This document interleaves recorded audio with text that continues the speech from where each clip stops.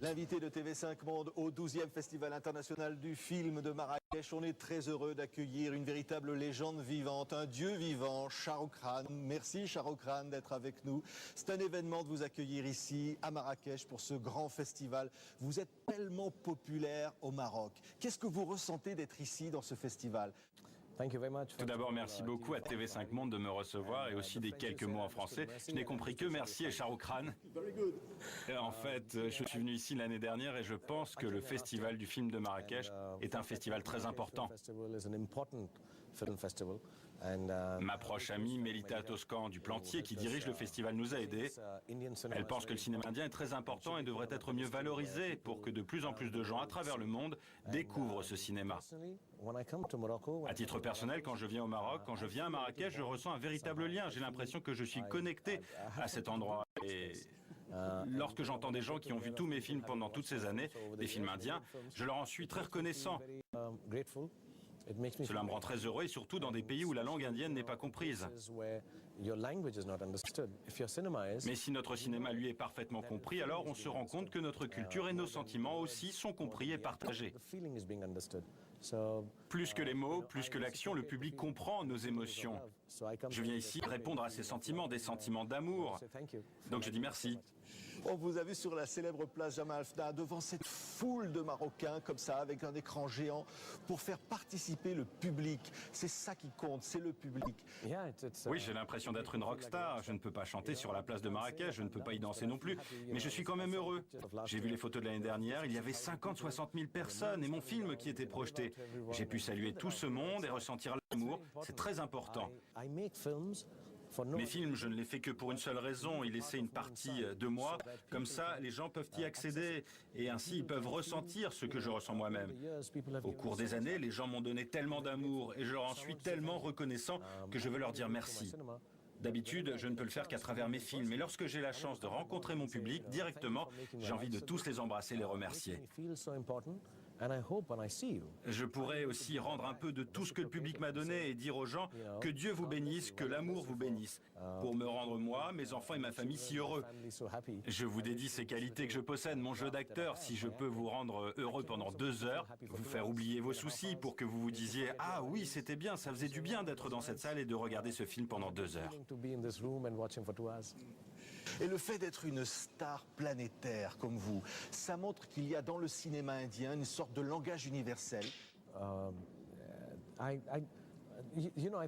Je crois que les gens commencent à aimer le cinéma indien car nous faisons des films sur les émotions. Nous ne pensons à rien d'autre, nous pensons aux relations humaines et d'une certaine manière cette connexion est universelle.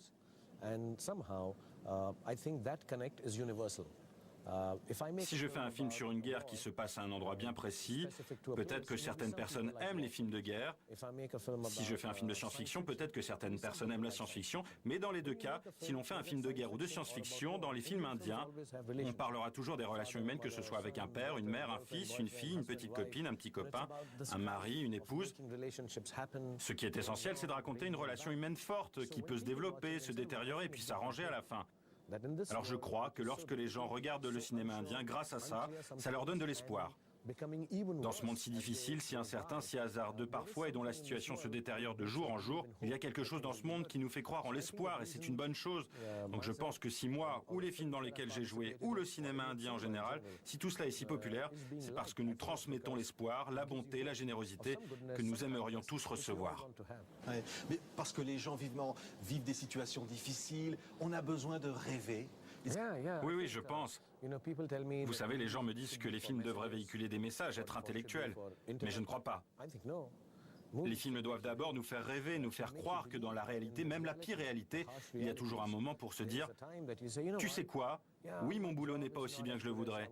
Oui, il y a peut-être des problèmes internationaux, économiques. Mais parfois, j'ai juste envie de m'asseoir et de me dire « Et si tout le monde pouvait être ainsi, comme dans les films ?» En fait, les films indiens et le cinéma devraient être une alternative aux rêves, je pense.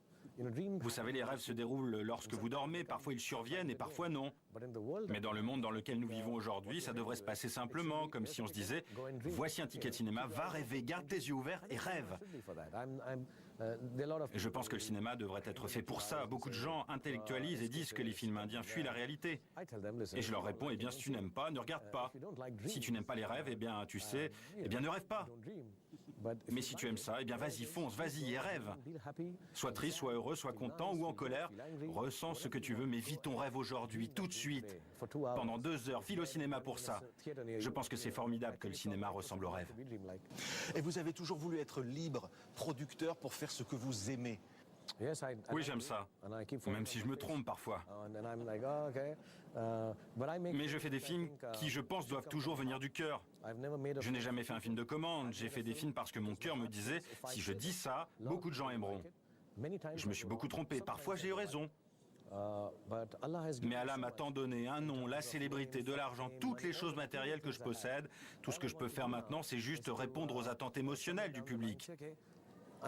Quand je me dis je suis sûr qu'il y a quelqu'un qui a envie de ressentir cette émotion maintenant, eh bien, laissez-moi faire ce film. Alors si ça rate, c'est pas grave, nous en ferons un autre et aujourd'hui, je ne fais des films que pour ça. Parce que sinon, ça ne m'excite pas, ça ne me rendrait pas heureux de faire un film parce qu'on me dirait les gens veulent voir un film comme ceci ou comme cela, dans un style formaté. Non, si je fais un film, je veux qu'il soit entièrement libre de ton et de croyances, et si beaucoup de gens ne l'aiment pas, eh bien ce n'est pas grave. Au moins, je lui aurais laissé une chance d'exister.